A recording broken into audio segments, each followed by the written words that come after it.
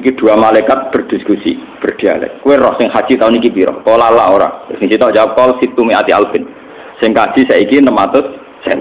Nah, ini kali juta ya. Kali juta menurut 3 juta. Pemerintahan Arab Saudi mengumumkan resmi itu 2 juta. Tapi ya bisa 3 juta. Zaman niku mawon pun situ mi'ati napa? Alfin. Pinten 600.000. Suma qala lahu atat bikamku bila minhum. Kowe roh sing ditampa piro? Qala la.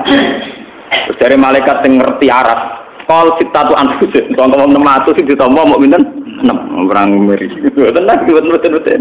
Sing ditampa mau sitatu napa? Anfusin. 600.000 orang sing ditampa mau pinten 6. Ngeri.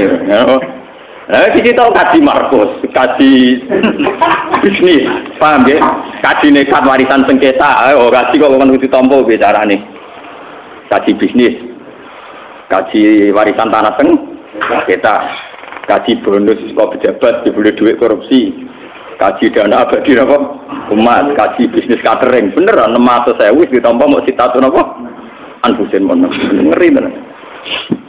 Utawa kaji golek pantes, wonten kiai sing sowan kula Gus kula ben kaji, lha perkara napa? Kula mau kathok, wong kadang bingung mergo kathok itu. Biasanya nak kan tak paket lah dia mau ke PNK ben ora kathok. Ya ono sing ngono kok nampa piye niate kaji ben ora kathok. Ben ka? Sumartafa fil hawa. Ngeri nih. Terus malaikat loro munggah ning langit fakuntu wa ana marubun. Aku susah. Mosok 600.000 sing ditampa mau susah. Wakul tua kobisa, cek cilakane aku. Aina aku anak dia di kita yang susah. Lah aku yang ngarah ditompok, mosok 600.000 sing ditompo mau 6. Mosok aku termasuk wong 6. Jadi kados CPNS nih. Sing daftar ribuan ditompo 600. Falamma waqaftu bi Arafah. Semangsa aku kepompok ingsun bi Arafah ta ana ing Arafah. Wa bitulan nginep sapa ingsun bil Musdalifah ana ing Musdalifah. Roa itu mengkoni ngali ingsun al malakian ing malaikat loro kot nazala minas sama ala adatihima. Fatalama ahaduma alal akhor. Wis wae salam-salaman faqala ya Abdullah atadri ma hakama rabbuka fi hadhil lailah. Ya. Malaikat yang satu ini dekat sekali dengan Allah dan diberitahu di antara 600 orang tadi yang diterima kan hanya apa? 6. Terus hari kedua gini ku sause wukuf di Arafah kan mereka ke Musdalifah. Intinya sause wukuf di Arafah pas moro teng napa Musdalifah, berarti malam Lailatan Nakhri, Lailatan apa? Nakhri. Malam ini kamu tahu Tuhan memutuskan apa? Mahakama rabbuka fi hadil qala la. Qul fa innahu wahaba li kulli wahidin nasita al-maqbulin mi'atan apa? Alfi. Dari 6 orang yang diterima itu per satu orang iso nyafaati wong 100 sen. Jadi sing ditampa wong 6, gara-gara wong 6 iku per satu orang diberi hak nyafaati 100.000. Walhasil akhirnya gendol-gendol 600.000. Malah napa? Ketompo. Waqat kubilu jami'an. Dan akhirnya wong 600 ditampa. Qal fantabatu. Mongko tangi sapa ingsun wabila iku tetep kedue ingsun menak surur saking kesenengan. Mala ya alamuhu illallah. Ora ana sing pirsa kecuali Allah. Iqabila krana nampa sapa wa al-hujjah ing pira-pira sing haji jami'ahum. Ing sakabehane hujjah.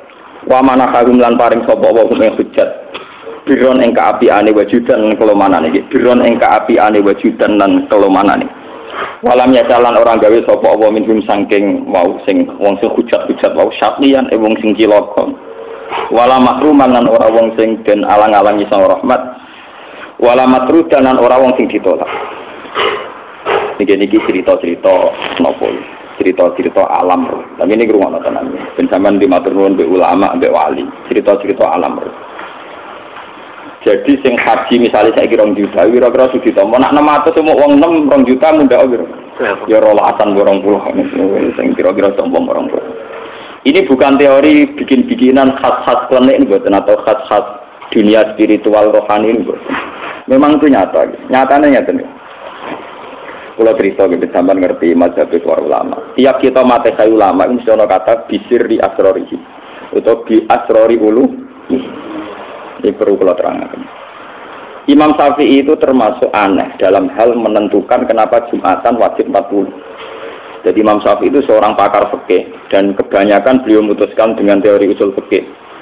Tapi dalam banyak hal juga memutuskan pakai alam rohani, termasuk dalam hal mensyaratkan kenapa Jumatan harus seorang 40. Dan kenapa Jumatan jamaah itu menjadi sunnah. Jamaah sholat itu menjadi apa? Sunnah. Itu kalau di alam roh itu diketahui. Jadi kalau yang satu tidak diterima karena satu kesalahan prosedur atau kesalahan prinsip atau kesalahan materi, itu sing dia jadi ditompo lewat yang satu sing layak napa ditompo. Iku nunjukno bahwa Allah di tradisi syafaat. Tidak bisa orang berdiri sendiri di depan Tuhan. Jadi sampean bayangkan haji ini sampean mbok tampol iki. Misale kula saleh, wapian terus di pengaruh, mbok dikajekno ning keluarga jane mesti setengah mafia. Wong saleh ora ngarep juga seneng. Dagangan tasbih nganti kelar haji piye ya. Mesti setengah markus sithik-sithik itu malah gampang kelar napa. Andai kan warisan itu murni milik kita karena dari orang tua. Mungkin dari orang tua ke kamu tidak sengketa, tapi dari orang tua kamu ke mbahmu juga rawan apa? Sengketa. Nggih, paham ya? Juga tuh balik ke salam tempel ning aku, misalnya Mustafa salam tempel. Nah, mungkin kamu Mustafa ikhlas. Tapi ada jatah anaknya yang mungkin kalong untuk saya. Begitu seterusnya. Dalam semua harta pasti begitu. Pasti ada masalah di belakang. Sebab itu diwajibkan zakat, diwajibkan bayar kafah. Karena pasti terjadi begini, ini pasti terjadi. Lah ketika nek Kanjeng Nabi, wong sing jamaah rasa ana kancane. Iku kancane iso nyafaati menjadi napa? Sah. Begitu juga haji ning Arafah 600 wong sing ra ditampa gara-gara 6 orang sing ikhlas niku sah. Sama tak ceritani, kenapa banyak yang tidak sah? Oke lah kalau dosa yang besar kayak zina, korupsi itu jelas menjadikan tidak sah. Andai kan orang itu soleh saja, ya soleh, tidak usah dosa soleh. Iku akeh soleh yang kriminal. Mereka soleh yang bersekutu dengan iblis. Soleh yang bersekutu dengan iblis. Ini ketika Imam Ghazali. Kenapa ada soleh yang bersekutu dengan iblis? Dari Imam Ghazali, innahum ikhwana sayatin, la ghirata lahum biddin. Mereka itu bersekutu dengan setan. Karena tidak ada girohnya, tidak ada sentimennya dalam hal urusan agama.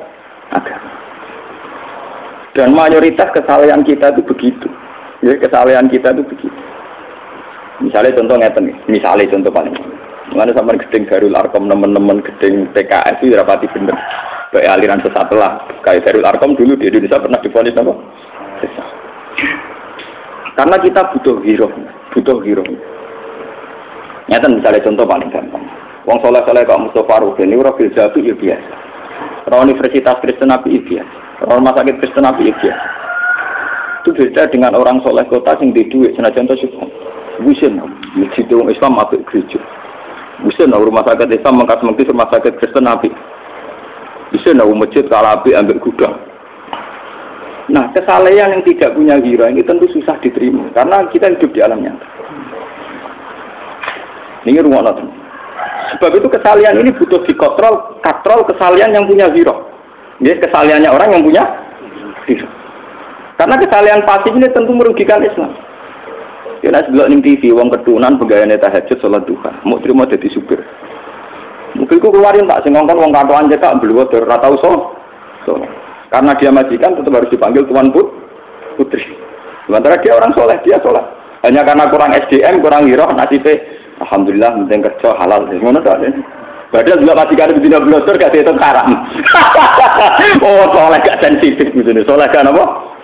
Dia ngitung halal karena rezekinya dari kerja gak nyolong. Tapi dia tidak pernah sadar institusi kesalahan dia diijak-ijak oleh orang tua. Lalu kalau bolak-balik mata teng para kiai, aku mbok ijmi mbok sekuler lah. Cek bid Allah tetap tak hormati, tak fatihai. Bagaimanapun mafia di Indonesia itu dulu terbongkar bahwa Indonesia sudah kayak miliknya Cina itu ketika banyak intelektual Muslim yang ngerti peta politik. Sehingga kekuatan-kekuatan Cina yang menguasai pejabat Indonesia sedikit demi sedikit tergeser. Bahkan mafia-mafia kasus itu tergeser dari lewat intelektual Muslim yang mungkin mereka tidak santai. Tapi mereka punya kekuatan bisa membongkar, bisa melawan. Kalau kita melawan apa? Kau itu nggak menolak dilawan Ruben Mustafa. Karena kita sering punya orang-orang soleh yang paling pantas saja jaga gudang, supir. Memang dari segi kesalahan harus kita hormati, pasti kita hormati. Tapi kamu juga sadar hidup itu tidak sekedar dengan kawan, ada lawan dan lawan ini butuh kompetisi. Dan itu hanya bisa orang-orang Islam yang punya ghirah, punya sentimen, punya kepekaan sentimen. Luwih dosa meneh sing sugih ra sentimen parah meneh mergo wis mampu ora bergerak. Lah anak Ruben Mustafa dosa kok meneh sing luwih sugih luwih dosa. Dan ini menjadi masalah. Saya itu istikharah berkali-kali. Masalahnya umat Islam itu di sini. Yang soleh sekalipun itu tidak punya sentimen, tidak punya ghirah. Dan itu saya baca di Ihya, di kitab-kitab yang orangnya itu sufi-sufi. Tapi ternyata cara pandang sama dengan kita-kita yang modern. Islam itu harus punya ghirah. Coba teman baca saja, tidak usah jauh-jauh baca saja peta Indonesia. Dulu kayak apa kuasanya bos-bos dari Cina. Ketika Ismi kuat, Islam kuat, sehingga di akhir Soeharto banyak umat Islam yang jatuh. Kemudian mulai Cina tersingkir. Kemudian umat Islam banyak yang kaya. Tidak aneh sekarang kalau pengusaha Muslim soleh kaya raya. Dulu kayak mohal, kayak apa? Kayak apa? Mohal. Kulo nu menangi sih, kulo nu camat gelem sholat itu kiai sak daerah seneng ra karuan. Saiki camat sholat biasa, tahlilan biasa. Bisa koyo aneh, ono camat kok apa? Ternyata ini berangkat dari ghirah-ghirah, kesalahan-kesalahan yang punya ghirah. Sampai wong Islam di bawah ketiak, di bawah kekuasaan non-muslim. Atau dalam konteks internal Islam, sampai Islam soleh, di bawah ketiak Islam ora